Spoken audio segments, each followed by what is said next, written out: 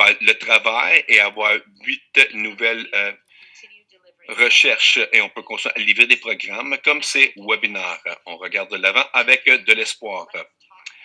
Hier, c'était la journée où nous pouvons parler ensemble pour sensibiliser la santé mentale et à l'importance de parler, de soutenir mutuellement soi-même et les autres. Les personnes atteintes par MII sont souvent confrontées par des problèmes de santé mentale. C'est un jour important pour nous et nous devons y penser chaque jour de l'année. Sachez qu'il existe une communauté de soutien disponible à chaque étape du processus. Qu'il s'agit d'un soutien des pairs, l'événement éducatif, de contenu et plus. Nous espérons que vous pourriez vous appuyer sur ces ressources et nous avons également inclus le code QR pour que ce soit plus facile pour vous d'avoir accès à ce site web. Nous sommes également fiers de lancer notre programme de bourse études MII 2022 qui offre un soutien financier aux étudiants de niveau postsecondaire vivant avec un MII. Cette année, nous avons 15 bourses à attribuer. Veuillez consulter le site chronecolite.ca pour en savoir plus sur les programmes qui vous sont offerts. En tant que présidente de Chronecolite Canada, j'ai l'honneur d'appuyer une mission qui a débuté en 1974 avec une promesse pour trouver des remèdes à ces maladies dévastatrices et améliorer les vies. Et ensemble, nous avons fait de nombreux progrès vers cet objectif. Et nous avons entamé un processus de planification stratégique afin d'établir une orientation pour l'avenir qui soit informée par nos parties prenantes. Votre opinion est très importante. Merci à tous ceux qui ont répondu à notre enquête de planification stratégique qui nous aidera à définir notre orientation future. Nous vivons une période passionnante pour l'organisation. Appuyant sur notre histoire, nous apprenons les uns des autres et nous tournons vers l'avenir. Nous sommes impatients de vous informer de notre renouvellement stratégique plus tard ce printemps. Et dans cette optique, nous avons également lancé cette semaine un sondage afin d'en savoir plus sur les personnes touchées par MII. Si vous vivez avec Chronecolite ou vous êtes un aide aux personnes atteintes, nous espérons que vous pourrez finir cette enquête afin de nous aider à l'élaborer, la feuille de route pour notre programme. Ce soir, c'est notre 29e webinaire et nous continuerons d'héberger ces webinaires aussi longtemps que vous en aurez besoin.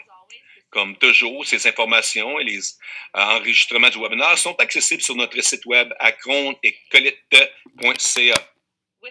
Sur ce, un immense merci également à notre équipe de travail qui continue à se réunir pour discuter les politiques et les recommandations nécessaires à notre communauté.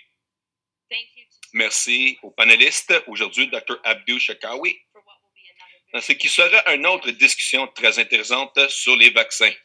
Merci également à BG Communication et à Mike l'interprète pour avoir fourni une interprétation en français en direct.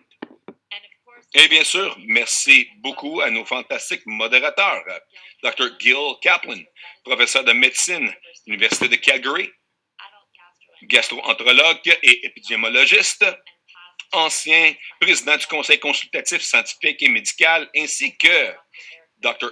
Eric Benchamal, professeur et gastrologue pédiatrique à l'hôpital de Sick Children dans l'Université de Toronto, président du Conseil consultatif scientifique et médical, ainsi que le directeur du Conseil d'administration de Chronecolite Canada. Merci. Merci, Laurie. Merci. Et puisqu'on allumait cette caméra, c'était important d'introduire Dr. Shakawi, que plusieurs ont vu dans un autre webinaire. Et sur les nouvelles, Abdou, en fait, est d'accord de se joindre à cette équipe pour ajouter de l'expertise. Alors, ce que vous pouvez savoir, Dr. Shakawi est assistant à l'Université de Toronto et spécialiste à l'Université de Health Network, à l'expertise en sida, résistance contre différents médicaments et maladies infectieuses, mais je dirais absolument un maître communicateur lorsque ça vient à tout ce qui est COVID. Et pour exprimer l'information si clairement et de façon compréhensible pour tous, on a senti que c'était vraiment important qu'il puisse embarquer ce mot-ci pour digérer, digérer, si on veut, les nouvelles informations. Ça fait 2 mois depuis la dernière webinaire, donc beaucoup de choses ont changé. Bienvenue, Abdou. Merci de me recevoir où c'est important non seulement à digérer et à absorber le tout, bien sûr, l'information. Donc, je vais vous voler ça. C'est un plaisir d'être ici. Évidemment, on aimerait parler de d'autres choses qui est non COVID à ce point-ci. Cela étant dit, je crois que c'est une opportunité pour une meilleure éducation au travers de toute notre communauté de patients. Et si nous pouvons le faire pour servir cette cinquième vague est mal fortunée comme un point de départ pour avoir cette conversation encore. Merci. Donc, merci de vous joindre à notre équipe aussi. Nous et toute la communauté, on doit partager notre expertise et ce webinaire aujourd'hui est un webinaire spécial, comme Eric a mentionné. Ça fait 2 mois qu'on n'est pas là. On a eu le focus sur les enfants et depuis, on a eu plusieurs questions de Omicron, 3e dose, 4e dose, ce qui se passe si j'ai COVID. Et donc, ce que nous avons décidé de faire vraiment, c'est de mettre le focus, la concentration sur la question que vous avez demandé à CCC. Et j'ai comme un peu une présentation dans laquelle on va plonger. On va demander à Eric les questions aussi et Abdou pour un temps de questions-réponses.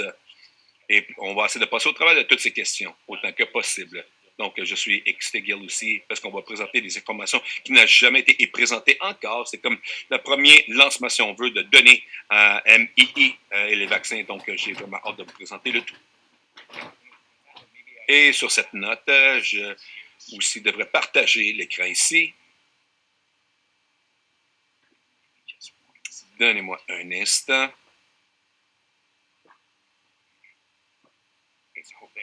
OK, j'espère que tout le monde peut voir l'écran ici.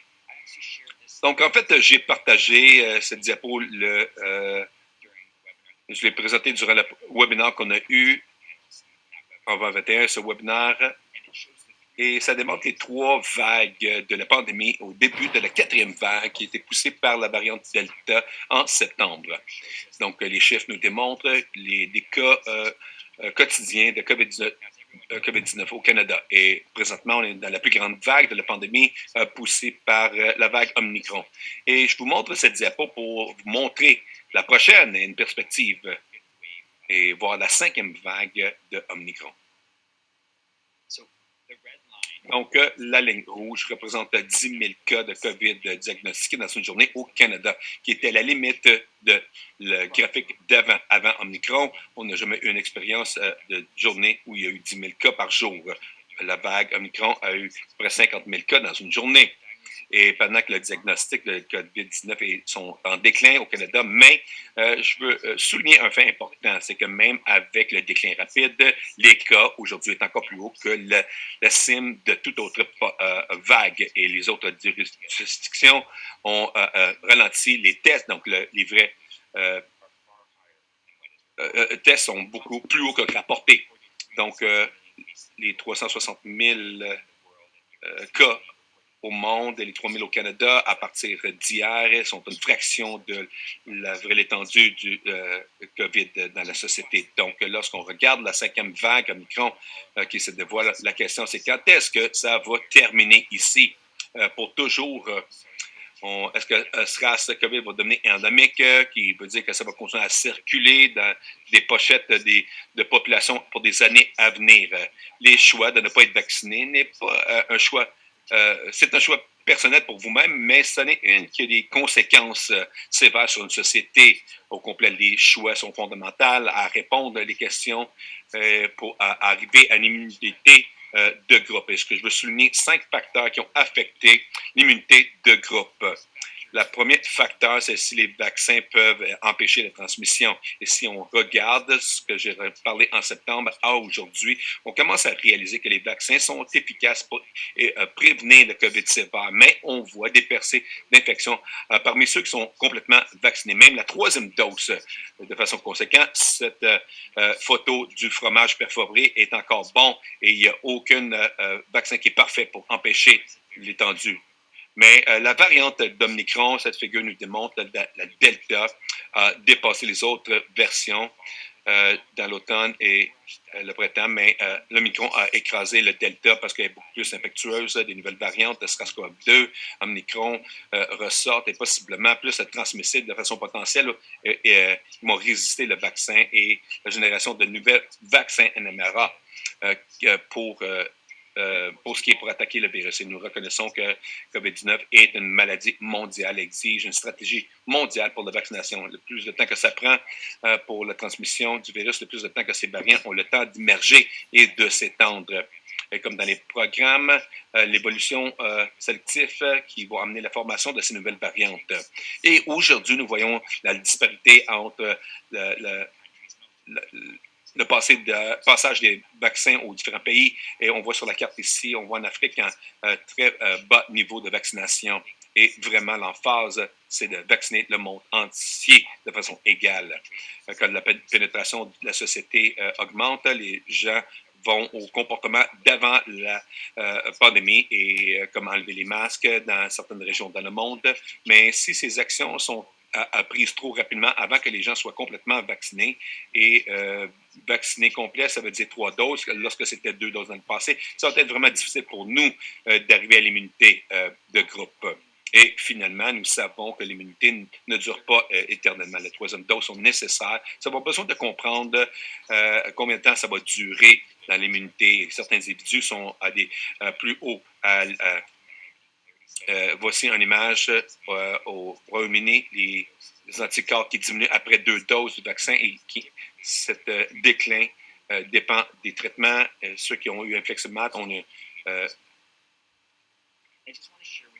je veux montrer avec vous des données récemment qui démontrent l'importance des anticorps dans des gens immunocompromis en MII. Donc, pensez à vos anticorps comme de l'eau dans un évier.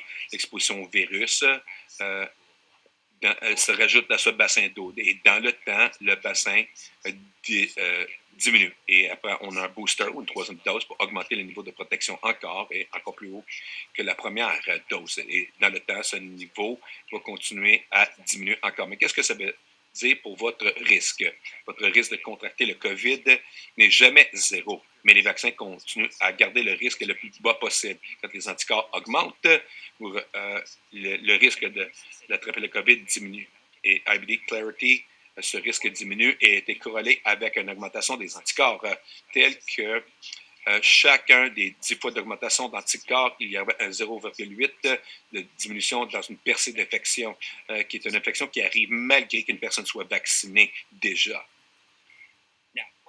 Maintenant, qu'est-ce qui arrive au taux d'anticorps après 2 doses de vaccin chez les personnes atteintes de MII? Aujourd'hui, je vais partager des données amenées par l'Université de Calgary et on l'a présenté vendredi passé au congrès de bronchiolite qui était virtuel. Notre équipe a recruté 500 personnes avec MII qui ont été en train de mesurer leurs anticorps malgré les protéines après chaque dose du vaccin. Et ce qu'on essaie de faire, c'est de comprendre l'augmentation des anticorps après chaque vaccin et si les anticorps et les niveaux diminuent dans le temps. On essaie aussi d'explorer quels facteurs qui influencent les anticorps, comme l'âge et les médicaments pour traiter les MII. Et cette figure nous montre les anticorps au travers de 3 groupes. Première dose de ce vaccin, 1 à 8 semaines suivant la 2e dose du vaccin et plus de 8 semaines suivant la prochaine dose.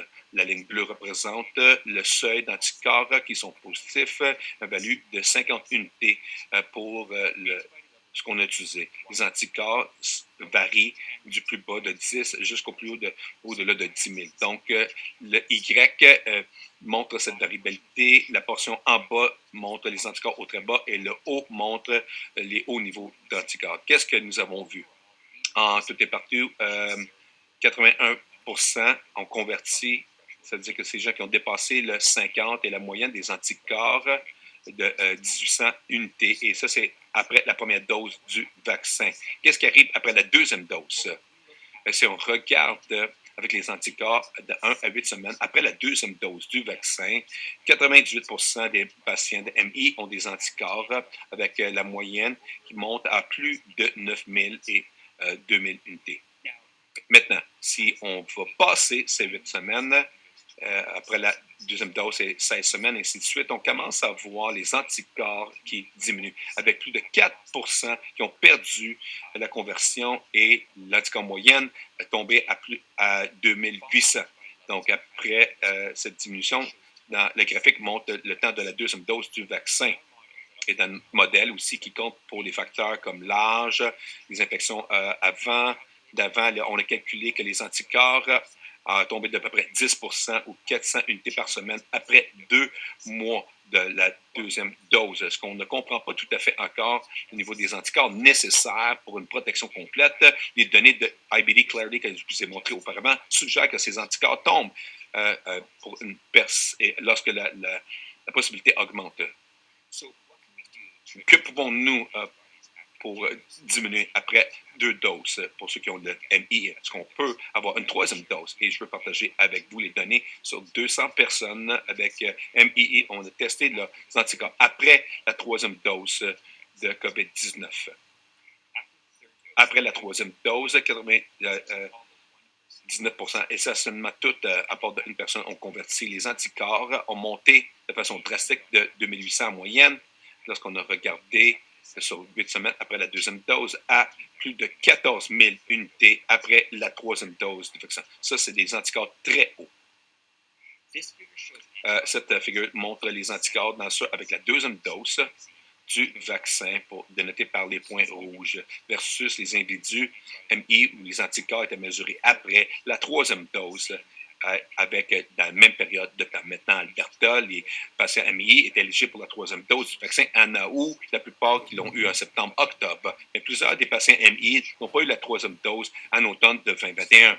Et donc, on peut comparer ce qui arrive avec les anticorps, avec les gens versus ceux qui n'ont pas eu la deuxième dose, ou pardon, ceux qui n'ont pas eu la troisième dose, mais qui avaient 2 doses plus tôt dans l'année.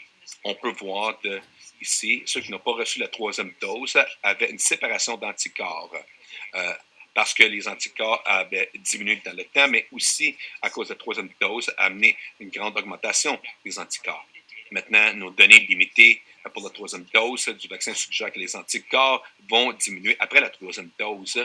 Notre modèle démontre que c'est de 10 à 15% par semaine, mais encore très peu de données pour vraiment regarder ça de façon plus précise. Mais la clé ici, c'est que même si les anticorps étaient en décomposition ou en déclin, on commence à une plateforme beaucoup plus haute qu'on voyait auparavant avec la deuxième dose. Maintenant, on réalise qu'il y a un bon nombre de facteurs qui peuvent influencer le niveau au fil du temps après 2 ou 3 doses. Je voulais parler de l'âge. On a découvert que c'est un facteur très important dans notre graphique d'avant, 2-dimensionnel, avec les anticorps sur le côté Y et le temps du vaccin sur le X. C'est un graphique 3-dimensionnel qui démontre l'âge aussi. Et c'est des points qui représentent les anticorps dans le temps dans les individus qui ont plus de 80 ans. L'animation démontre comment que les anticorps augmentent constamment au travers des groupes d'âge plus jeunes. Ceux âgés de 79 et on voit à 60, 69 et avec chaque décennie qui s'ensuit. Mais comme vous pouvez voir de cette image de 3D, l'âge n'est pas le seul facteur qui influence les anticorps. Il y en a qui ont des niveaux plus bas.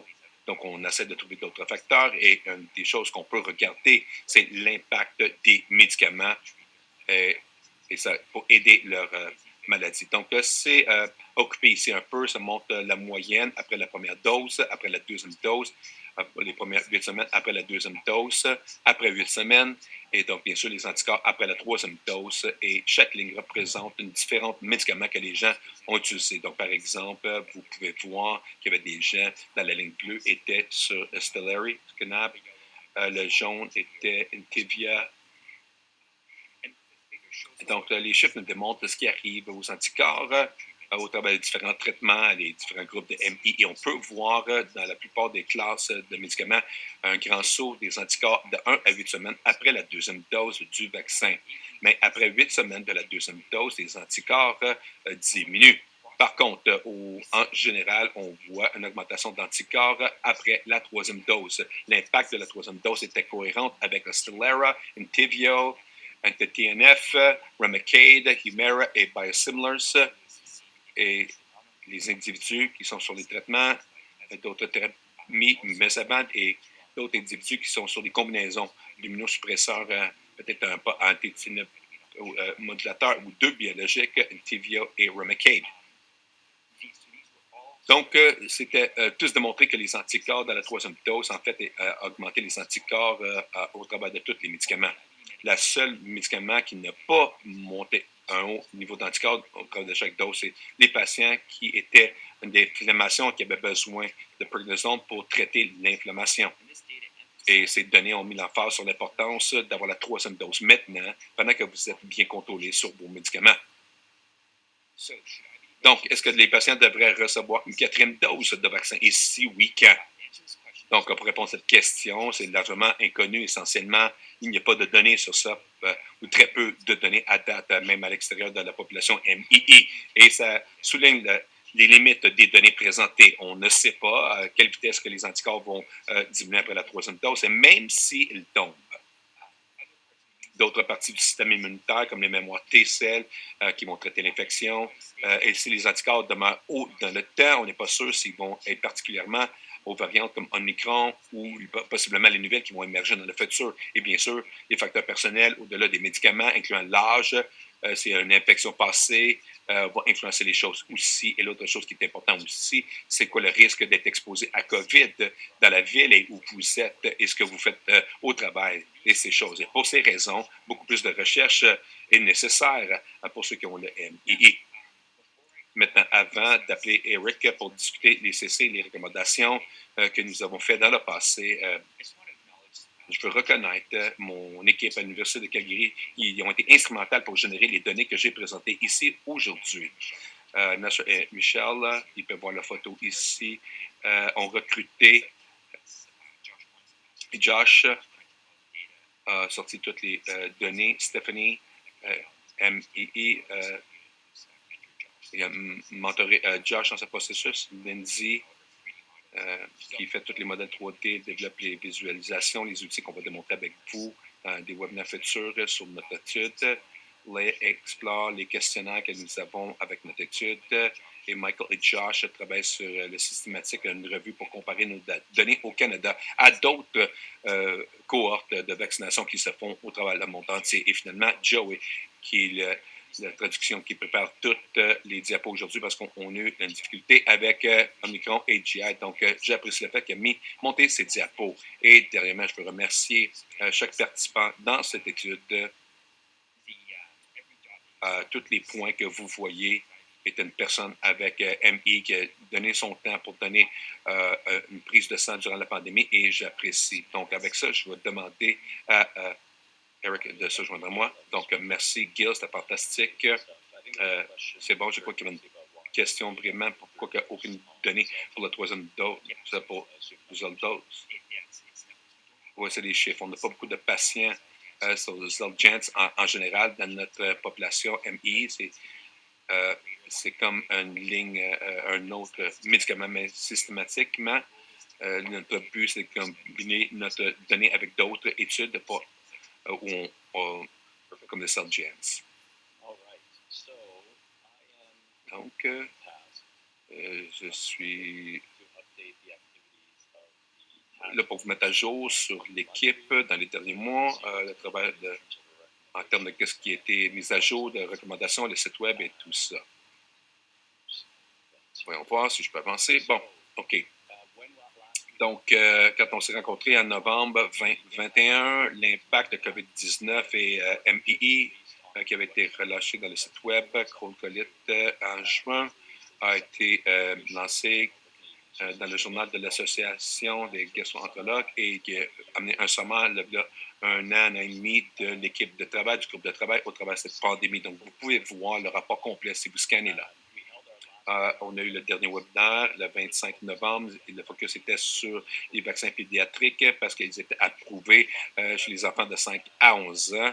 À ce moment-là, et on avait des très bonnes informations sur les vaccins pédiatriques et une mise à jour sur ça dans son instant. Et ensuite, beaucoup de choses ont changé. La semaine du 13 décembre, la variante Omicron est devenue la souche prédominante de COVID-19 au Canada cette semaine-là. Et le 14 décembre, réunion de groupe de travail. Quand on avait planifié cette réunion, le 14 décembre, tout a été chamboulé. On a pu commencer à ressortir les écoles ouvraient, les vaccins fonctionnaient bien, le taux de vaccins montait. On avait planifié une réunion en décembre pour commencer à dire, OK, est-ce qu'on devrait commencer à diminuer les recommandations pour les patients de MII qui ont le vaccin. Et ensuite, Omicron a frappé et on s'est rencontrés en décembre et on s'est dit, on ne sait pas ce qui va se passer ici et probablement qu'on ne devrait pas relâcher les choses. Mais on a changé quelques points sur le site web pour faire des recommandations. Donc, on a décidé d'avoir une réunion le 4 janvier 2022 au cas où les choses auraient changé durant les vacances avec Omicron. Donc, c'est vraiment ce qui s'est passé et les données d'Ontario, lorsqu'on regarde le taux de différentes variantes en Ontario, et ça, c'est la courbe originale de COVID de mars 2020 jusqu'à avril 2021, lorsque l'alpha est devenu prédominant. Et ensuite, en juillet, le delta est arrivé et est devenu prédominant. Et nous savons que les vaccins n'étaient pas parfaits, ou plutôt, je devrais dire, ils fonctionnaient très bien. 90% de réussite et de prévenir l'infection pour l'alpha et le delta. Et ensuite, Omicron a frappé en décembre et très rapidement est devenu la prédominante en Ontario et réellement partout en général. Donc, Omicron, on a appris, était vraiment contagieux. Si laissé sans contrôle, basé sur les normes au Royaume-Uni, Danemark, sinon contrôler une personne avec Omicron pouvait causer une infection d'à peu près 6 ou 7 personnes qui n'étaient pas infectés. Et ça comparait à 2 ou 3 avec les souches de COVID-19 d'avant. On a pris l'importance d'une troisième dose parce que Omicron avait plusieurs... où les vaccins n'étaient pas aussi efficaces, on avait besoin du booster d'immunité.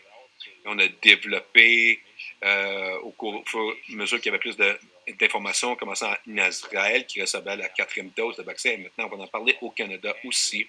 Et on avait plus de preuves sur les vaccins, l'efficacité et la sécurité dans les enfants et les femmes enceintes qui ont tous été intégrés dans nos nouvelles recommandations. Donc, parlons un petit peu des modifications apportées et recommandations au site web. On recommande que les enfants de 5 ans et plus devraient recevoir une série complète, c'est-à-dire 3 doses du vaccin contre le COVID dès que possible. Devrait être considéré complet après 3 doses. C'est la preuve que nous avons à date. 2 doses n'est pas assez. Et ça, c'était vrai même avant Omicron. Mais c'est spécialement vrai avec Omicron. Et on recommande que les enfants de 5 ans et plus devraient recevoir une série complète aussitôt que possible. Donc, ça veut dire que pas nécessairement d'attendre 8 semaines pour les enfants avec MI qui sont immunocompromis ou qui possiblement vont devenir immunocompromis. C'est important de se souvenir que les enfants avec les MI sont beaucoup plus sûrs d'être sur des biologiques. 70% des enfants avec MI 70% vont arriver sur un biologique. Donc, on recommande que la 3e dose du vaccin dans les enfants de 5 ans et plus, 4 à 8 semaines après le 2e vaccin. Quel que soit le statut vaccinal, on recommande la bonne distanciation sociale, la bonne hygiène des mains et autres mesures de santé publique. Ne remplace pas d'être vacciné, malheureusement, à cette étape. Et pour cette raison, les données de l'équipe de Sciences Ontario regardent le vaccin et la ligne bleue contre toutes les infections symptomatiques qui testent positif, et ainsi de suite. La ligne jaune qui est contre l'hospitalisation et rouge étant contre l'admission à l'urgence. Donc, vous pouvez voir que jusqu'à Omicron a frappé, le vaccin était à 80 à 85% d'efficacité à empêcher l'infection. Et ça a tombé très rapidement en décembre et quasiment devenu 0% efficace à prévenir l'infection. Et maintenant, ça recommence à monter. Et je vais expliquer un peu pourquoi cette chute est arrivée et pourquoi qu'elle a remonté dans un instant. Par contre, je crois que c'est vraiment important de noter que les 2 vaccins ont demeuré vraiment, vraiment efficaces à empêcher l'hospitalisation chez les adultes et surtout prévenir l'accès à l'urgence.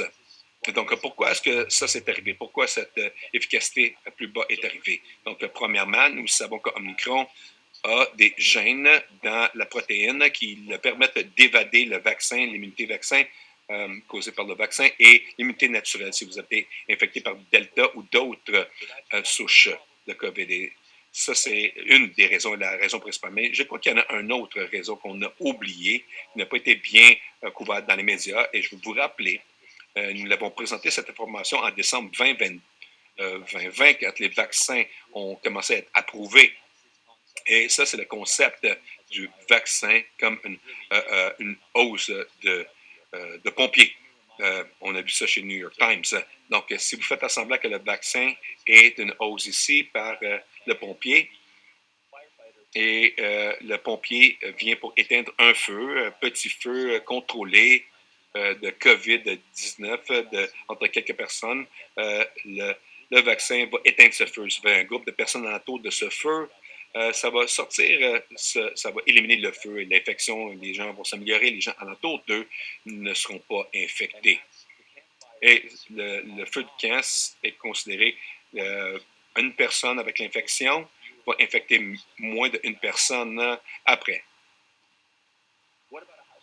Et une maison, un incendie de foyer. Bon, c'est comme un R de 1 à 2 qui veut dire une personne avec une infection va infecter 1 à 2 autres personnes. Et le vaccin est très, très haut. La variante Delta et avant ça, l'Alpha variante, c'est ce qu'on gérait. Et en fait, le pompier peut faire du beau travail à même éteindre le feu de la maison de foyer et prévenir d'autres infections.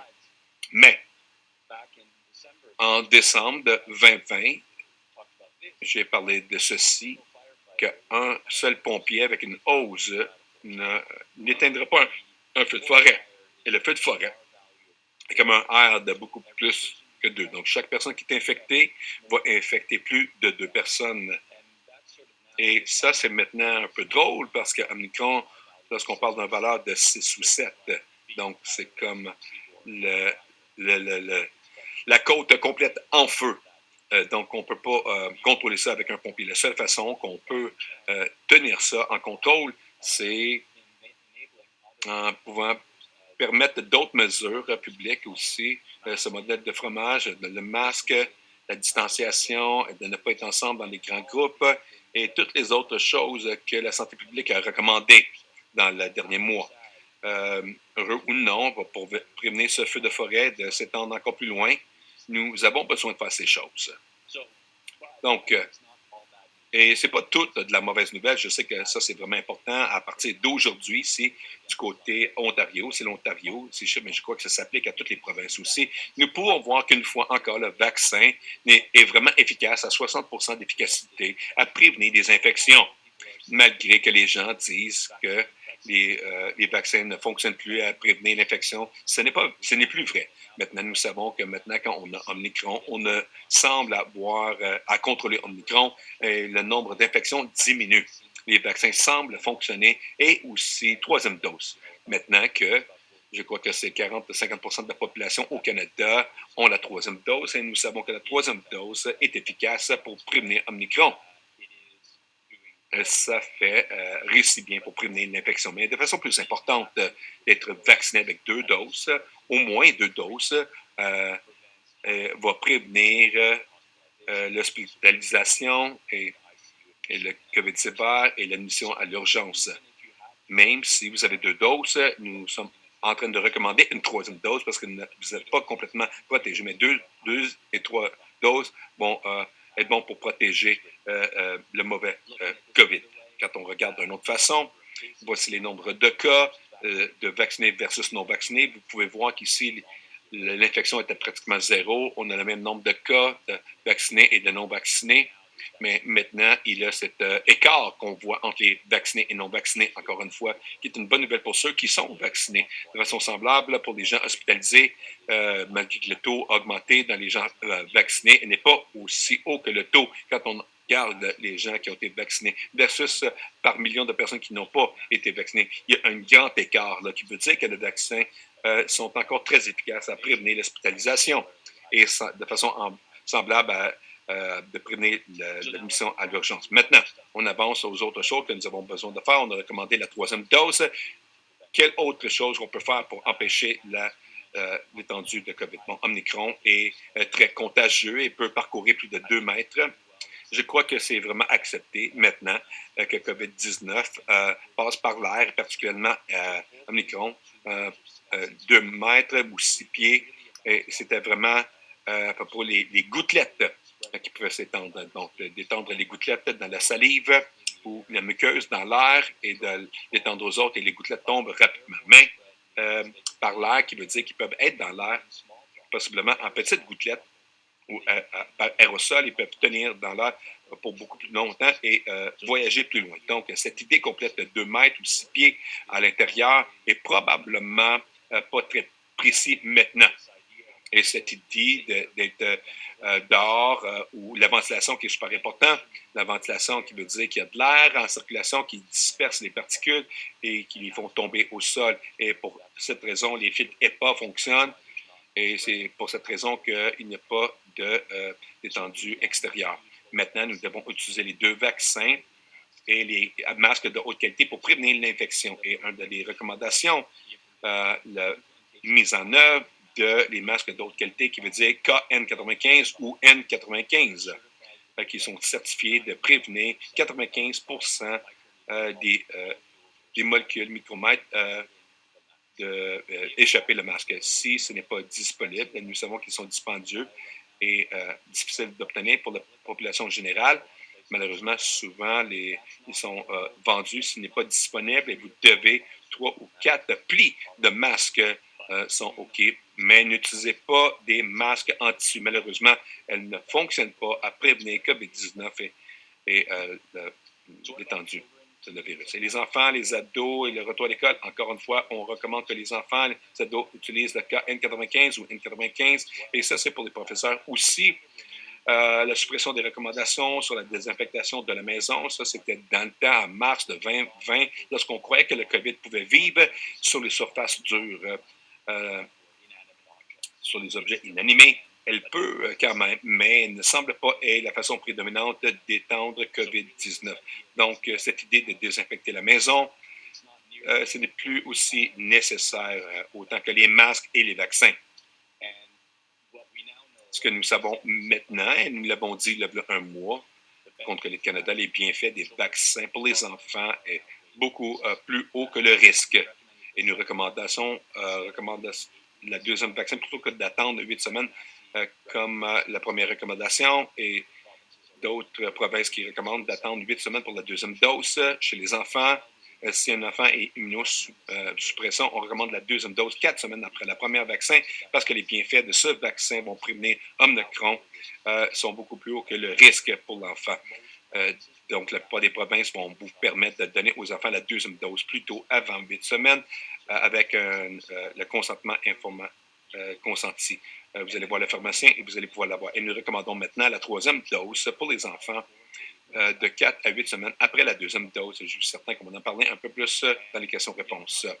Et ce n'est pas une surprise, il y a 2 jours, le comité sur l'immunité a été avec cette recommandation. Ils ont fait 2 changements à la recommandation pédiatrique. La première étant que maintenant, ils recommandent fortement, et ça c'est différent que ce l'était originalement. Originalement, ils suggéraient, et que ça devrait être offert maintenant, c'est fortement recommandé une série complète de Pfizer-BioNTech, la dose plus basse pour enfants 5 ans à 11 ans. Ils recommandent encore 8 semaines de séparation, mais nous recommandons 4 à 8 semaines de séparation des cas. Et si vous regardez les recommandations immunocompris, ils disent 4 à 8 semaines aussi. En plus, ils recommandent pour les populations immunocompromis que la troisième dose soit donnée 4 à 8 semaines après la deuxième dose. Et ensuite, ils vont définir c'est quoi immunocompromis.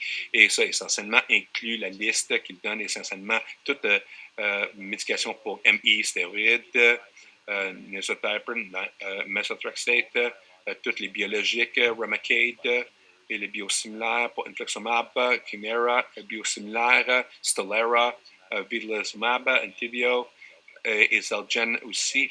Et en fait, ils recommandent pour les patients sur 5-essai, Asacol, Nirsevent et ainsi de suite. Ces patients aussi se qualifient pour une troisième dose, probablement parce qu'ils sont à risque pour l'immunosuppression à un certain point dans le futur de toute façon.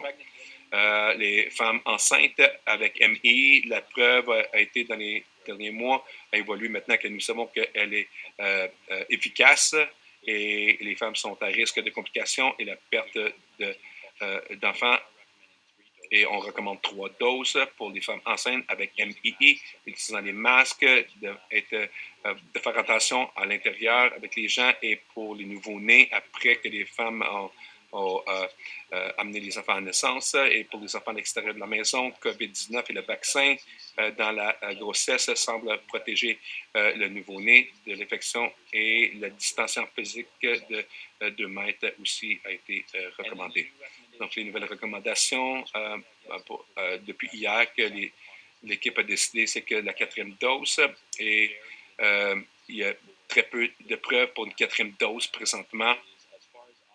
En autant que je le sache, et Dr. Shakawi peut possiblement nous mettre à jour s'il connaît d'autres études, mais autant que je le sache, il y a une étude non publiée d'Israël qui rapporte 5 fois d'augmentation d'anticorps dans 155 soignants qui ont eu la 4e dose du vaccin. On ne sait pas si ça l'a protégé contre l'infection et nous ne savons pas si les gens immunocompromis pourraient avoir cette réponse immunitaire après une 4e dose. Ou finalement, nous ne savons pas le meilleur temps pour ces doses. Il y en a qui disent 3 mois, il y en a d'autres qui disent 6 mois. Aucune de ces données sont disponibles présentement. Avec tout ce manque d'informations, manque de preuves, malgré que les provinces disent que les gens immunocompromis peuvent avoir une 4e dose 3 à 6 mois après la 3e dose.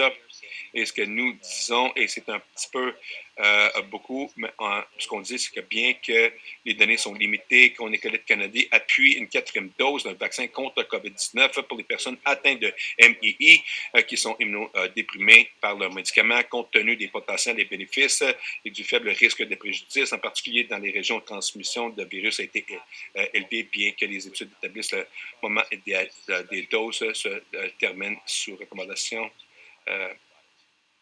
Nous recommandons de suivre les précautions de santé publique. Nous n'avons pas cette information. On va garder ce que les provinces recommandent sur de 3 à 6 mois entre la 3e et 4e dose. Mais recommandons de ne pas supprimer les précautions de santé publique. On va voir les données de la 4e dose et Pfizer Moderna ont commencé des essais sur une dose particulière pour Omicron.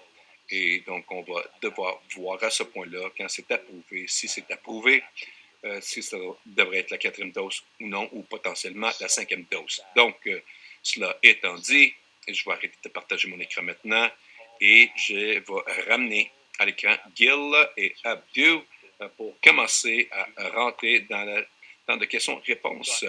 Donc, Abdu, commençons. C'était autre chose à rajouter dans ce qu'on a dit à date avec les recommandations de Écolite Canada, qui est surtout concernant la 4e dose et tout autre anticorps qu'on a présenté. Non, je crois que toi et Gil, vous avez fait du beau travail, fantastique. C'est redondant de ma part quasiment d'être ici, mais je suis d'accord que beaucoup de ce qui est là concernant la 4e dose est relatif à cette étude d'Israël. Je ne connais aucune autre étude qui a été publiée ou non publiée qui parle de ces choses. Je crois qu'il y a beaucoup de facteurs qui vont jouer. Premièrement, si la 4e dose est nécessaire. B, quand est-ce qu'on va en avoir besoin? Et troisièmement, est-ce que c'est applicable basé sur le degré de circulation et de transmission de Omicron et qui est infecté encore. Donc, il y a encore beaucoup à être déterminé, mais j'aime beaucoup le fait que tu as mis l'emphase sur l'importance de les autres mesures. Je sais que c'est pas aussi sexy et gratifiant avec autant d'exactitude lisible en tant que vaccin, mais c'est important. Et toutes les mains au travail, ou les multiples armes dans notre arsenal ou les multiples protections sont vraiment la façon de gagner. Encore, non seulement pour Omicron, mais contre la pandémie au complet. Nous devons vraiment se réoutiller et reformuler nos efforts pour rendre ça mieux dans le futur. On ne va pas se vacciner contre ce virus bon, 5 vagues maintenant, 3 de ces vagues étant expérimentées durant l'ère des vaccins. Donc, si je pouvais te demander la première graphique que j'ai montrée, qui est les différentes vagues au Canada, essentiellement avec tous les webinaires que nous avons eus, jusqu'à la toute première, et j'ai cette équipe extraordinaire d'épidémiologistes et gourous de graphiques qui nous ont montré que cette version mise à jour était, avec la 5e vague, complètement dépassé tous les autres, faisant que toutes les autres vagues étaient des petites vaguettes. Donc, j'étais curieux de donner une perspective à l'auditoire de pourquoi cette vague est si différente et encore peut-être une plongée plus profondément sur comment cette vague a un impact sur les hôpitaux et le système médical à comparer aux autres vagues précédentes. Certainement. Donc, tu as mentionné très tôt que je suis intéressé dans la résistance des drogues et les antimicrobes et les résistances antimicrobes. Donc, l'interjeu entre nous en tant qu'humains, des hôtes, les bactéries, les virus et l'équilibre de notre système immunitaire, la façon dont on répond à tout ça, c'est fascinant comme dynamique et aussi c'est épeurant. Et lorsqu'on pense à la résistance aux drogues et les organismes qui résistent contre les drogues ou contre les antibiotiques, par exemple, ou des virus qui deviennent résistants aux thérapies, c'est vraiment une guerre. J'aime utiliser les analogies militaires, mais on essaie de se réoutiller pour arriver avec des plus grandes armes. Et les bébites reviennent et retournent dans leur protection, reviennent avec d'autres stratégies pour être plus camouflés et difficiles à reconnaître. Ils arrivent avec des petites choses pour nous perturber, nous déranger et même nous vaincre. C'est non différent avec ce virus, mais ce qui a changé, c'est l'envergure et la rapidité avec laquelle elle s'est étendue dans le monde et le fait que c'est tellement dynamique. Et le fait que lorsqu'on augmente notre intensité, si on ne le fait pas de la bonne façon, le virus va trouver des emprises. Et ça a été sous ressources. On a mentionné que le graphique était tellement visuel, le continent complet d'Afrique, le sous-continent d'Afrique et l'Europe et l'Asie, qui sont vraiment en train de mourir littéralement pour ne reçoit pas la couverture du vaccin. Donc, ce n'est pas une coïncidence que la variante Delta est arrivée de l'Inde et de façon ironique était en train de produire, d'exporter les vaccins ici à d'autres parties du monde pendant que leurs propres citoyens ne recevaient pas les vaccins qu'ils avaient probablement besoin pour se protéger. Et ce qui a amené la vague Delta, la vague Omicron, on peut discuter comment c'est arrivé de l'Afrique du Sud ou non, si elle est étendue à d'autres parties avant ou après, mais la réalité, c'est probablement le même phénomène. À moins de vraiment essayer de trouver ce feu, de trouver où ça va commencer à brûler. Donc, on est tous en feu, c'est une question de le temps. On voit cette pandémie où les choses vont s'améliorer. Non, quand les choses vont se ralentir à Manhattan ou à Montréal, mais c'est quand ça va ralentir au Mozambique. On appelle ça une pandémie mondiale. C'est une réalité. On doit comprendre et saisir le tout on va avoir une pandémie étirée encore, malheureusement. Ça ne sera pas facile à tolérer pour personne en termes de ce qui arrive par rapport à l'hospitalisation et les nouvelles phases de COVID. C'est fascinant. D'un côté, on a vu beaucoup de progrès par rapport à les vies sauvées, les gens qui ont été épargnés, qui ont réussi mieux qu'on aurait pu imaginer s'ils seraient présentés dans la 3e vague. C'est dû grandement au fait que nous avons beaucoup plus d'expérience, non seulement avec les stéroïdes, dexamethasone, assez tôt dans le processus, mais les thérapies secondaires qui s'en suivent, monoclonal en particulier, et d'autres nouvelles pour empêcher l'arthrose et baricitinib. Et quand on emploie d'une bonne façon et qu'on les utilise au bon temps, c'est incroyable, c'est dramatique. Le taux de recouvrement de quelqu'un qui semble mourir pour la vie, ils sont sont au précipice d'avoir besoin de ventilation mécanique, ils sont à l'urgence, multiples organes qui arrêtent de fonctionner. Pas de retour au normal, mais certainement d'être sortis de ce puits de feu après peu de temps. Et j'ai sorti de l'urgence COVID et j'ai vu ça dans un de mes jeunes patients. Et ça, c'est quelque chose que je crois qui est incroyablement réconfortant. Ça nous donne l'espoir qu'au moins on va sauver des gens, les empêcher de mourir. De l'autre côté, la morbidité est quelque chose qui n'a pas changé. En fait, c'est quelque chose où on doit faire attention. Et on a assez de preuves qui suggèrent qu'avec une plus grande immunité de deuxième et troisième dose, ce qu'on voit de long COVID semble diminuer, et ce qui est une bonne nouvelle.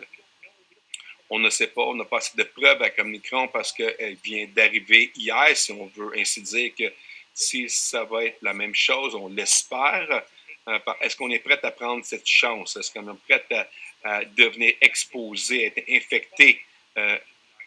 Mais si on n'a pas besoin de l'urgence, si on est admis aux hôpitaux, savoir que ce risque est encore là. Et je peux dire que ce n'est pas quelque chose qu'on veut faire, surtout dans les enfants, où il y a encore plus de preuves qu'il y a eu des changements subtils par rapport au le cognitif, le neurologique, les effets que ça a eu, là, qui peuvent avoir des impacts à long terme par rapport à leur apprentissage et beaucoup d'autres choses. On se souvient que c'est un virus très étrange en termes des immuno-attaques, comment ça affecte nos vaisseaux sanguins. On n'a pas vu ça avec d'autres virus respiratoires jusqu'à date. Et donc, mes conseils, c'est qu'il ne faut pas l'inviter, il ne faut pas être dans son chemin et dire c'est assez, c'est fini. C'est la mauvaise attitude. Je crois si on peut l'éviter en premier lieu et d'éviter la transmission. Si les gens que je vois aux hôpitaux, malheureusement, on voit encore les gens qui étaient à risque dans la première vague. On voit la résurgence de d'autres ceux qui ne sont pas vaccinés ou doublement vaccinés, les foyers d'accueil ou les gens qui sont très malades, qui sont mis à l'urgence et ils meurent de façon disproportionnée. Les patients plus jeunes, c'est disproportionné encore. Ceux qui ne sont pas vaccinés sont ceux qui deviennent vraiment malades. Ceux qui on attaque avec toutes sortes d'anticorps et des stéroïdes et qu'on dit qu'on doit appeler l'urgence assez rapidement et que ce patient soit sur le radar, il semble vraiment malade. Et je crois que c'est une photo importante à garder parce que même si on aimerait penser que ce virus Omicron était plus doux, on doit se souvenir que ça s'est étendu, que le fait qu'à un certain point, vous allez frapper cette statistique où vous ne devriez pas la toucher. Les patients que j'ai eus qui sont jeunes et très malades sont complètement en santé. Ils n'ont pas de problème de santé. Et ça, c'est pas seulement documenté, c'est après avoir passé au travers une vérification et de voir que c'est un signe d'hypoglycémie ou d'hypertension ou quelque chose d'autre et qu'il n'y a pas eu de diagnostic. Ils sont parfaitement en santé et ça nous devrait nous donner une pause pour reconnaître qu'on n'est pas sorti du bois encore si on est en santé ou si on a les bonnes situations pour que le virus vous attaque et les bonnes circonstances et malheureusement vous présentez pour l'attention médicale tard dans le processus de tes symptômes. Donc, je crois qu'il y a beaucoup à voir, mais on doit faire tout ce qu'on peut, qui est possible pour réduire la transmission, qui va diminuer le fardeau d'infection au travers des communautés et que ce soit plus facile pour notre système de santé, essayer de recouvrir, revenir de tout ça et d'avoir toutes les ressources qu'on a besoin pour éviter d'autres vagues. Et je déteste le dire, mais je crois qu'on venait à moins qu'on attaque ce problème avec les vaccins d'inégalité avec plus de sincérité qu'on le fait présentement. Je veux retourner à quelque chose que tu as dit, Abdou, les anticorps et le vaccin COVID. On a des questions de pédiatrie de 16-17 ans qui, les hôpitaux veulent commencer les anticorps monochloriques. Quelle est la recommandation dans notre population de patients IBD de savoir quels médicaments nous utilisant les différents médicaments? Bon, je vais parler avec Pax vite parce que ça devient plus facile. dans le sens que véritablement, l'opération, ça va être un défi d'utiliser Paxlovid avec un système bien coordonné dans les hôpitaux par rapport aux praticiens, les communautés, les ancres, parce que premièrement, la stipulation maintenant pour un test spécial de positif présente une barrière. Il y a un problème d'accès, numéro 1. Numéro 2, il y a un temps et combiné avec le fait que l'indication est dans les premiers 5 jours des symptômes où on veut frapper cette duplication directement et il y a très peu de personnes qu'on ne va pas cibler, mais je sens vraiment que ce qui est peut-être la niche pour ce médicament, c'est qu'on va devoir pivoter. Notre recommandation doit pivoter au moins les tests antigènes avec les complexes et à ce moment-là dire, OK, vous pouvez avoir un protocole où vous avez un soignant ou un spécialiste qui vous connaît, qui peut communiquer, coordonner ça rapidement, avoir la prescription à temps et embarquer. Si vous ne l'avez pas dans les premiers 5 jours, il est déjà trop tard et à ce point-là, on n'accomplit rien. C'est le même problème vraiment avec Remdesivir. Remdesivir est un médicament qui est complètement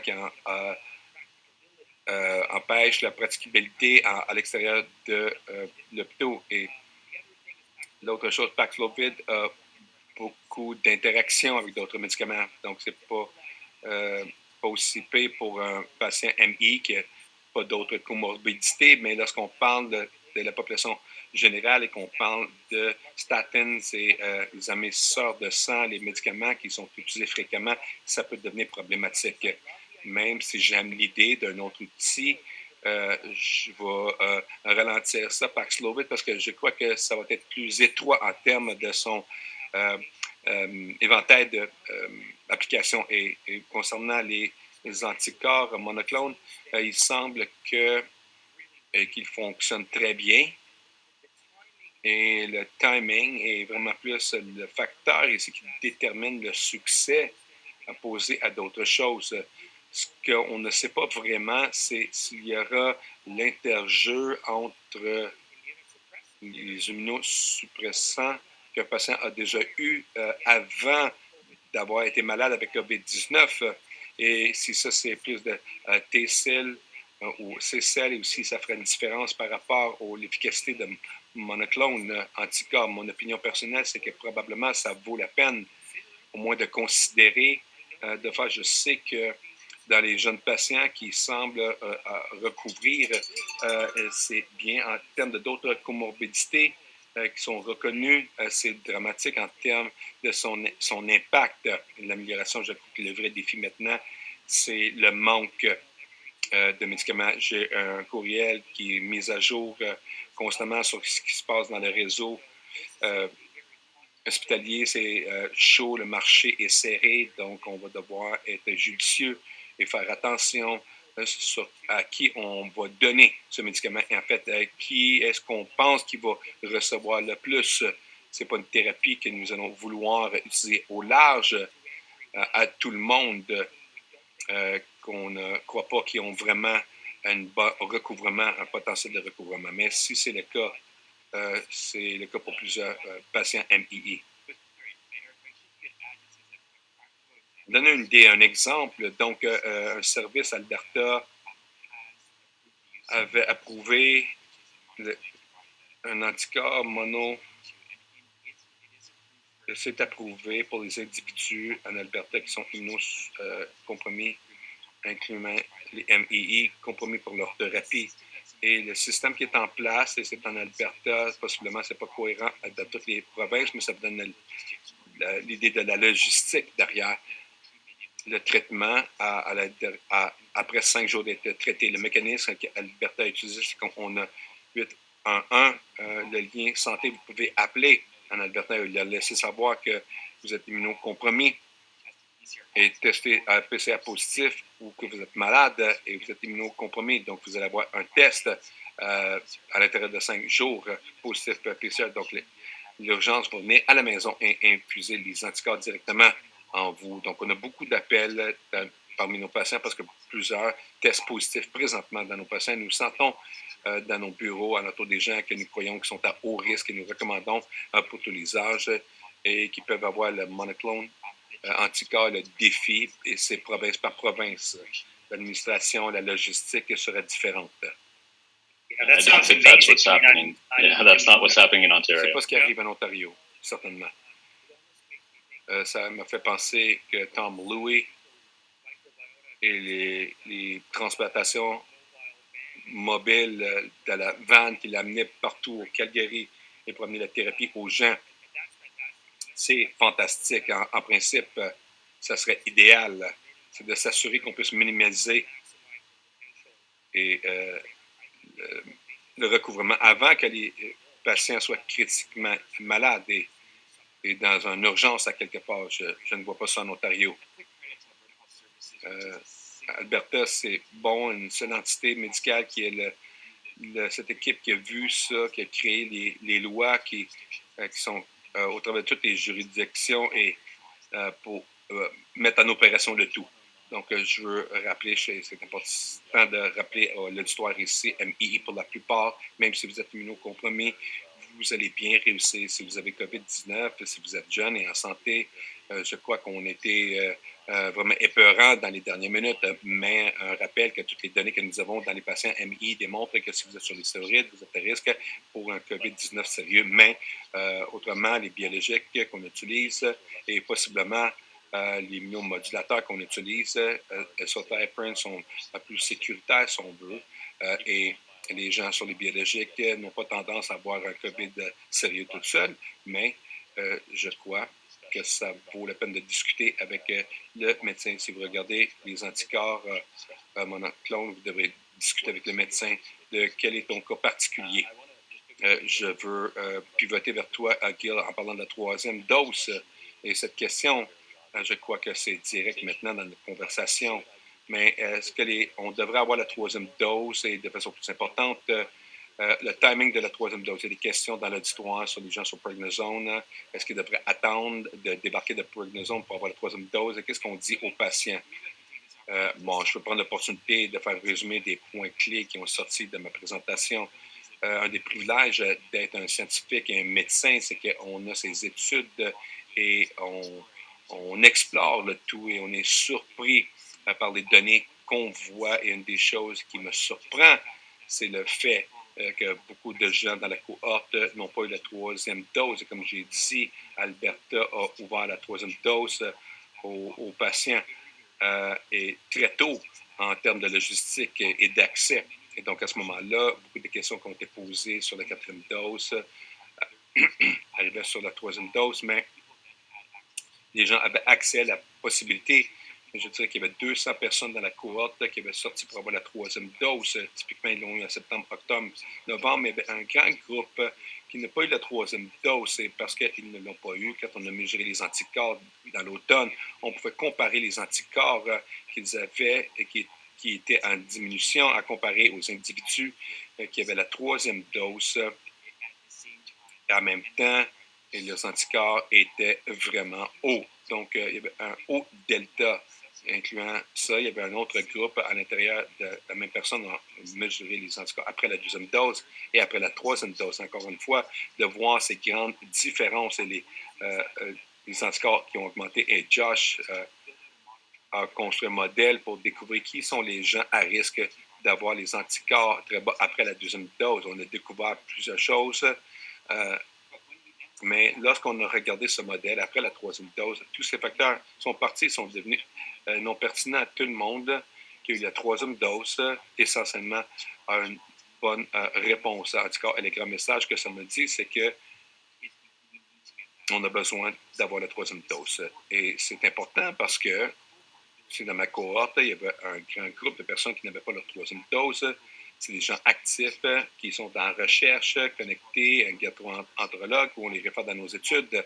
Imaginez les gens qui ne sont pas impliqués, qui ne font pas partie de ces grandes études académiques. Je suspecte que la pénétration de la troisième dose dans notre population MII serait beaucoup plus bas. Donc, le message, c'est qu'on a besoin de laisser les gens savoir que cette troisième dose est critique et qu'ils devraient essayer de l'avoir au si vite que possible. La plupart ont eu la deuxième dose et maintenant la troisième dose et probablement dans quelques mois de cette deuxième dose. La question que si on à prednisone, c'est le seul médicament qui est sorti pour dire OK, tu dois une réponse tempérée. Donc, je ne dirais pas nécessairement que vous devriez avoir peur d'avoir la troisième dose si vous êtes sur prednisone.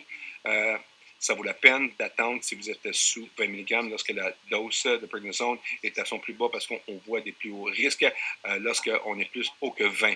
Mais de ne pas avoir d'attendre trop longtemps pour la troisième dose. Et même si vous avez juste une augmentation marginale parce que vous êtes sur prednisone, possiblement c'est la population où la quatrième dose devient essentielle.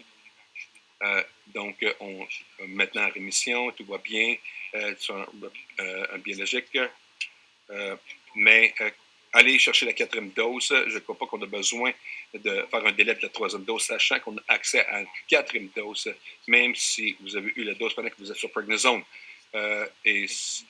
Donc, vous devriez essayer de vous protéger, d'être exposé de COVID le plus possible, et ce qui inclut de donner aux gens la possibilité de quitter le travail qui sont sur prednisone parce qu'il y a une inflammation et ils ont besoin de quitter le travail pendant qu'ils se recouvrent.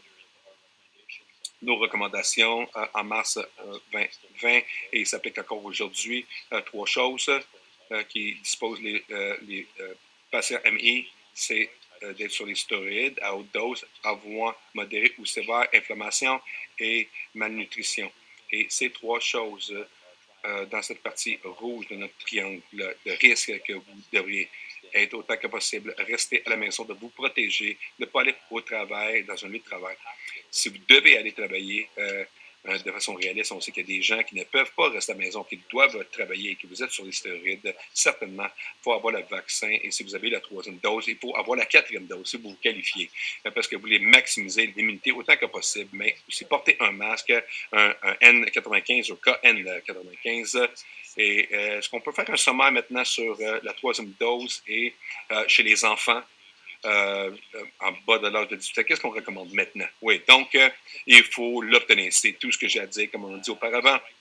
Maintenant, on n'est pas au point des enfants de 5 ans à 10 ans, mais on est à 12 à 18 ans maintenant qui se qualifient pour la troisième dose s'ils sont sur immunosuppresseurs ou 5SA. Qui est vraiment tous nos patients MII. Il y en a très peu des patients MII qui ne sont pas sur ces médications. Et donc, oui, votre enfant devrait être immunisé. Et un rappel pour 5 à 11 ans, ce que je vois et que je recommande personnellement, c'est de ne pas attendre 8 semaines. Plutôt, je vais demander à Abdul, je sais que le chiffre de 8 semaines est arrivé de la maximisation de IDF et de minimiser myocardie. Je dis de ne pas attendre 8 semaines à cause de Omicron qui est partout.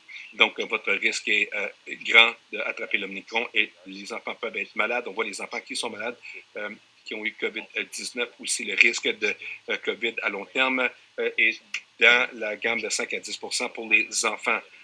Donc, je recommande maintenant. Qu'est-ce que tu penses, Abdou, sur ça, les informations sur myocardie, sur les enfants de 5 à 11 ans?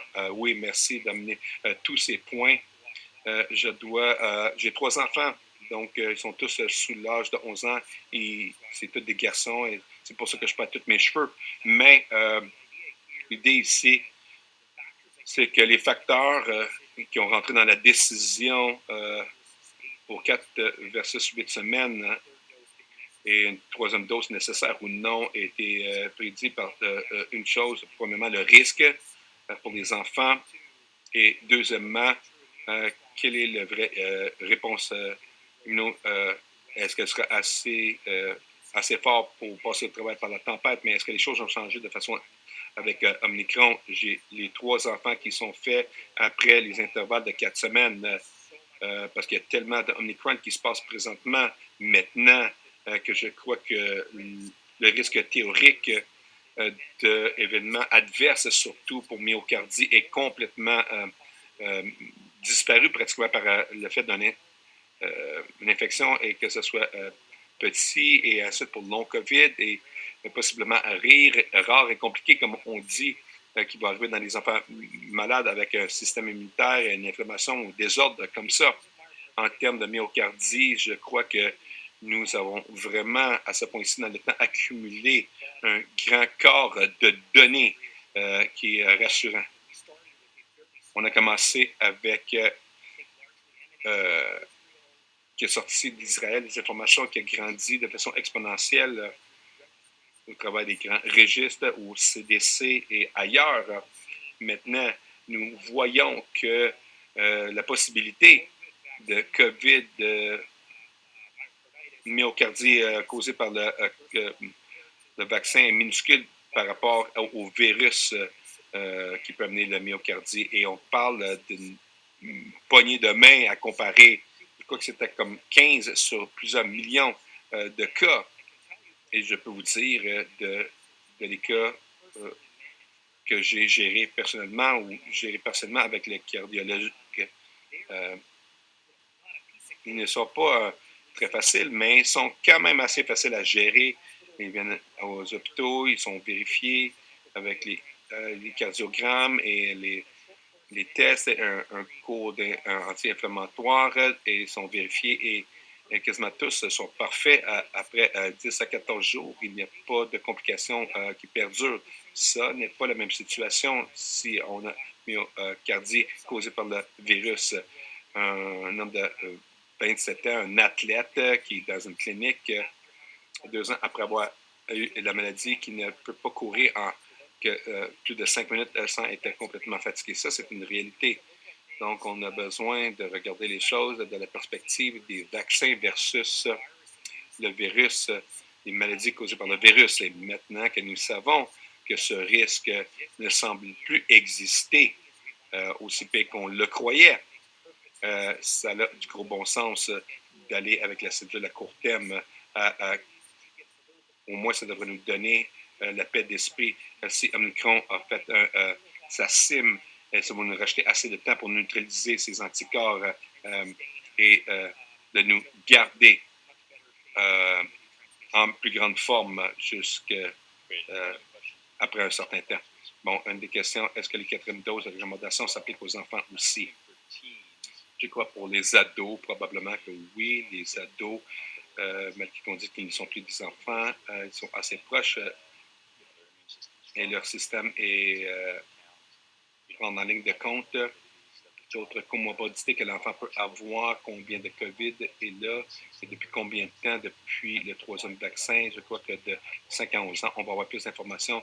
D'ici qu'on arrive au 4e vaccin, on attend encore quelques mois de là parce qu'on vient de commencer à donner le 2e vaccin aux 5 à 10 ans et on va avoir plus d'informations lorsqu'on arrive au 4e vaccin et possiblement un booster, un vrai booster pour Omicron.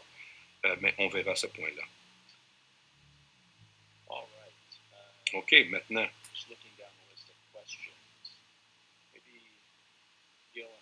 Bon, Gil et Abdou, si on pouvait parler de la percée d'infection après les vaccins, on voit,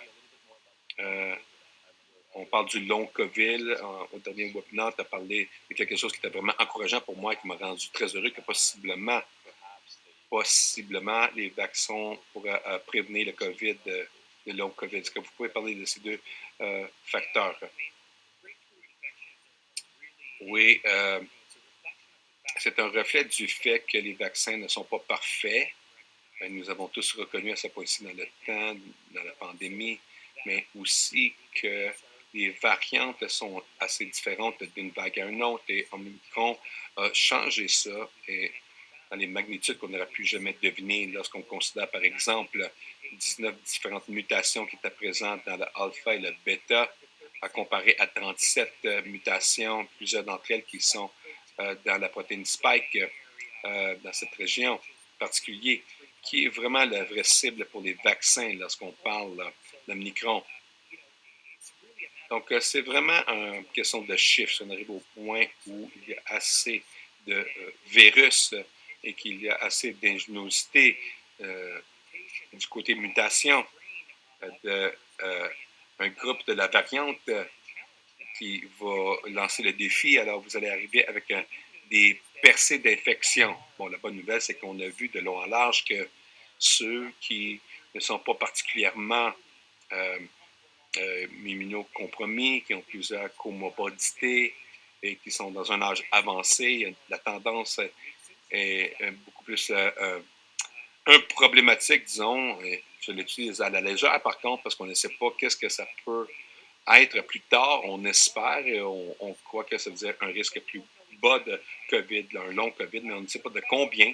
Mais on parle de gens qui ont mal de gorge, une fièvre et de la congestion nasale, la grippe qui est très rapide et qui risque de disparaître après un jour ou deux.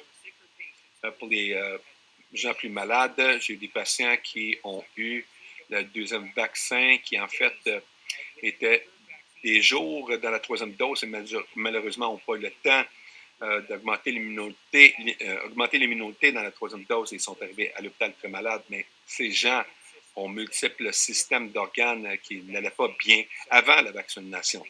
Donc, je crois que c'est intuitif, ça devrait nous donner de l'espoir que si on fait attention, qu'on essaie d'éviter l'exposition qui n'est pas nécessaire et qu'on a tant de doses, au moins jusqu'à 3 doses, à temps, qu'on devrait bien réussir en tout et partout par rapport à ces percées d'infection. OK. Bon, la question suivante, on a testé positif avec COVID. Qu'est-ce qu'on devrait faire maintenant dans ce scénario? Abdou, tu pourrais nous clarifier un peu plus et on pourrait rajouter les particularités. Bon, cette question a été posée souvent pour de bonnes raisons, bien sûr. Ça nous a défié sur notre connaissance, la durabilité des réponses anticorps, c'est une réponse naturelle à l'infection et les vaccins, l'immunité causée par le vaccin, comment ça se lie dans le système immunitaire, surtout lorsque vous êtes devenu malade de façon aiguë. Quand est-ce que c'est le bon temps? Je ne veux pas sursimplifier les choses, mais je crois que dans la plupart des situations, malgré, on sait que la plupart vont commencer à avoir une réponse immuno dans quelques semaines. Bon, la solidité de ce système immunitaire dépend de l'âge, dépend d'autres comorbidités et vous êtes moins immunosuppressé. Vous allez pouvoir avoir une meilleure augmentation immunitaire dans la troisième semaine. Vous allez commencer à augmenter cette réponse même jusqu'à 10 à 14 jours. Et encore, dépend sur tous ces autres facteurs. Donc, ce que je dis, c'est que si vous avez COVID-19 et que vous êtes activement infecté, on aimerait voir ces symptômes au moins reculer au point où vous n'êtes pas dans ce stade de hyperinflammabilité. Ça veut dire qu'on peut avoir la toux qui persiste ou d'autres symptômes, mais si la maladie s'est résout jusqu'à un certain point, on voit que le jour 0 et que ça va vous donner 3 semaines, probablement tu peux être considéré de recevoir ta première dose d'un vaccin ou si elle n'a pas été ta première dose, la prochaine dose, c'est le temps de le faire. Je ne recommande pas de le faire avant. Si tu es malade et ce n'est pas résolu, ton système immunitaire est bien occupé et saturé. Pour attaquer, si on veut, ton système ne pourra pas attaquer la prochaine attaque, le prochain virus. L'autre chose, c'est qu'il peut y avoir un mélange dans les signaux qui sont générés en général. Et on ne veut pas que ça soit dans le chemin. L'interférence qu'on appellerait ça, on voulait être libre de ça, où le système immunitaire peut donner son focus complet, si on veut, aux nouveaux défis et de répondre aux vaccins et le stimulus plutôt que de gérer l'infection résiduelle.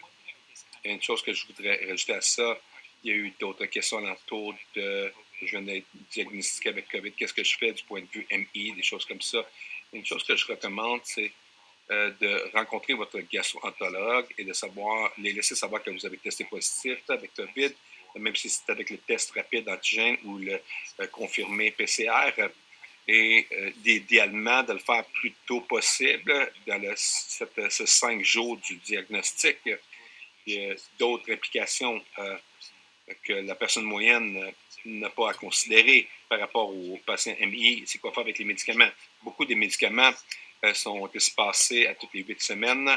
Et donc, si vous avez COVID au milieu de ça, vous allez attendre et vous allez à la clinique d'infusion, mais pour d'autres personnes, vous êtes cédulé pour l'infusion dans un jour après avoir testé positif pour COVID, évidemment. Ça veut dire que vous avez besoin de faire un délai sur cette infusion malgré ce que vous ressentez. Et maintenant, pour combien de temps vous allez faire un délai sur les médicaments? Et ça, c'est des questions importantes que votre gastro-entérologiste peut vous aider quoi faire avec les médicaments, si vous avez besoin de les retarder et pourquoi et quand les recommencer. Et plutôt, on parlait de possiblement qu'il y a des traitements qui sont disponibles pour ceux qui sont immunocompromis dans les premiers 5 jours. Et donc, Truvimab et Paxlovid, et encore, c'est des médicaments qui sont donnés entre 5 jours après avoir été diagnostiqués. Si vous êtes qualifié pour ça ou considéré que c'est quelque chose que vous voulez essayer de comprendre à l'intérieur de 5 jours, c'est important de contacter votre soignant, de leur laisser savoir qu'est-ce qui se passe pour qu'ils puissent vous guider par rapport à votre traitement. Je pourrais rajouter à ça rapidement, Gil. Je sais que plusieurs personnes sont confuses sur l'interprétation et l'utilisation optimale de Rapid Antigen et où il y a des limitations comparées au PCR, par exemple. Et je dois dire que un des faussetés des tests PCR sont toujours mieux que toutes les autres. Le problème avec les tests PCR, c'est que malgré qu'ils sont vraiment sensibles, qui veut dire que, en fait, ils peuvent prendre des fragments morts, même si vous n'êtes plus nécessairement symptomatique et possiblement même pas à risque de transmettre l'infection à quelqu'un d'autre. Donc, c'est la limitation du PCR. La bonne chose sur les tests rapides antigènes sont conçus spécialement avec l'intention de ne pas être aussi sensible pour détecter, d'avoir une infection à un certain point dans le temps, mais plus pour déterminer quand ça va être à risque numéro 1 à toi-même, lorsque le viral est très haut, et deuxièmement, le risque de transmettre à quelqu'un d'autre. Et ça, c'est ce qui est beaucoup plus important du point de vue pratique. Donc, si vous êtes asymptomatique, par exemple, et vous êtes marié à quelqu'un dans la maison et vous avez un enfant à l'école, ou vous avez un contact direct avec quelqu'un qui est devenu positif COVID-19, si vous êtes un contact asymptomatique, on trouve que le temps optimal pour tester est à peu près 5 jours. Et ensuite, de continuer à tester jusqu'à 7 jours, mais de 5 à 7 jours, cette période dans laquelle vous êtes probable de devenir positif. Si vous êtes asymptomatique. Et à ce point-là, évidemment, vous voulez être guidé par votre gastro-entérologue et votre soignant principal ou quelqu'un d'autre en termes de quoi d'autre vous devriez faire par rapport à tout le reste. Si vous êtes symptomatique et que vous voulez présumer que vous avez COVID-19, parce que maintenant, si vous avez mal à la gorge, que vous avez mal de tête avec une fièvre et que vous avez perdu votre sentiment de goût ou de senteur, vous avez probablement Omicron par rapport à la grippe normale. Ils sont vraiment rares présentement. Donc, vous devrez vous isoler, vous confiner, peu importe votre test, il vous dit, et tester après cela et de voir les conseils de votre médecin, votre contact de confiance dans le futur. Donc, ces tests rapides d'antigène, ne faites aucune erreur. S'ils sont utilisés correctement et faits correctement, peuvent être vraiment utiles pour guider votre décision. Il ne faut pas tout accrocher sur ça, positif ou négatif, mais ça doit être pris dans le contexte de quels sont vos symptômes et le risque de votre exposition. Et c'est important de parler à quelqu'un, un expert. C'est bon, on arrive à la toute fin de notre heure et demie maintenant, mais il y a des bonnes questions dans la messagerie que je voudrais adresser rapidement si nous pouvons, une de celles-là. est vraiment importante, mais difficile pour les gens. C'est que vous avez parlé, Abdou, de l'implication globale d'avoir ces vaccins dans les populations qui n'ont pas accès.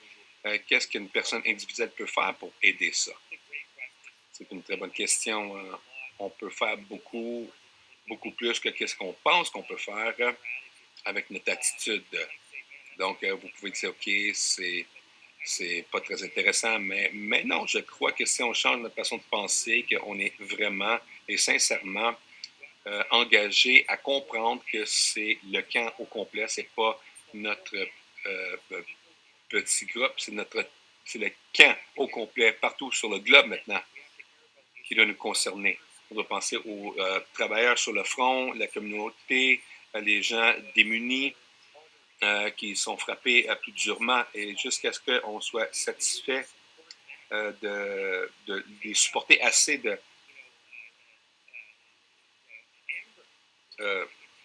d'éteindre. Si on ne peut pas éteindre ce petit problème, on va continuer malheureusement. Il y aura d'autres vagues successivement, possiblement qui ne nous feront pas avec autant de férocité et de voir pas autant de morts, mais qui sait? Je crois que personne n'aurait imaginé de percevoir l'efficacité de nos vaccins et dans les 80%, 95%, le débat de Pfizer versus Moderna ou Pepsi versus Coke, comme un était le Saint Graal et que l'autre était inutile. Entre 90 et 95%, ça semble fou à ce point-ci. Et ensuite, on parle d'Omicron, 2 doses et c'est à 35% d'efficacité, ou 75 ou 75 avec. Donc, se souvenir que ces positions changent, ils ne changent pas de façon arbitraire, ils changent parce que ce virus reflète l'engagement. Et je sais que c'est difficile, mais partagez cette attitude, partagez-la avec vos ouvriers, vos enfants, écrivez à vos membres du Parlement. D'être un avocat pour tout ça, ça va nous aider. On ne veut plus avoir les restrictions, on ne veut pas les confinements, on ne veut pas des difficultés qui vont nous attaquer, nos enfants, pour les générations futures, mais on invite, si on traite ça comme un inconvénient et que c'est un problème seulement qui c'est domestique parce que ça ne l'est pas, c'est global. Donc, je ne sais pas quoi vous dire. Jusqu'à ce qu'on est complètement sorti du bois, on n'est pas sorti du bois. C'est la vérité. Je dois dire, Abdou, avant que tu es arrivé sur cette équipe en juin, Gil et moi, on disait bonjour parce qu'on avait prédit que ça serait terminé. Je l'ai dit avec un sourire maintenant, mais je pleure à l'intérieur. J'ai fini de prédire ce qui va arriver avec ce virus. On était humiliés dans la face de la nature, ce que la nature nous a fait avec ce virus. Je crois que ça nous a enseigné que oui, on a des capacités incroyables en tant qu'être humain, mais on ne connaît rien. La seule façon qu'on va passer au travers de tout ça, c'est d'arriver ensemble en tant que communauté, de travailler ensemble et d'essayer de... donc, écrivez oui à vos ministres du Parlement. Vous n'avez pas à supporter les confinements, mais laissez savoir que vous êtes un patient de MII, que vous êtes à risque, que vous avez besoin de ces mesures de santé pour vous aider à rester en sécurité et que vous voulez contribuer à la société. Vous voulez travailler et envoyer de l'argent outre-mer pour que ces vaccins soient réglés. Ça ne veut pas dire de ne pas avoir votre vaccin. Ça ne veut pas dire que si vous n'avez pas de vaccin ici, que ça sera envoyé outre-mer. Vous devez avoir votre vaccin, mais on peut faire plus pour protéger d'autres pays aussi. Et je suis sur ça brièvement, un petit moment de réflexion ici. Je crois que le défi au travers de toute cette pandémie, et malheureusement, elle continue à s'intensifier. Le plus long que ça dure, le plus de frustration qui a donné un cours à une plateforme pour toutes sortes de colère, d'agendas, d'idéologies qui nous divisent un des autres. Et je crois que si on ne s'éloigne pas de tout ça, si on ne résiste pas à la tentation d'arrêter de mettre des titres les uns sur les autres, on doit arrêter de lever les drapeaux, de dire je suis ça, toi t'es ça. Non, on s'en sortira pas. On doit construire des ponts et pas des barrières.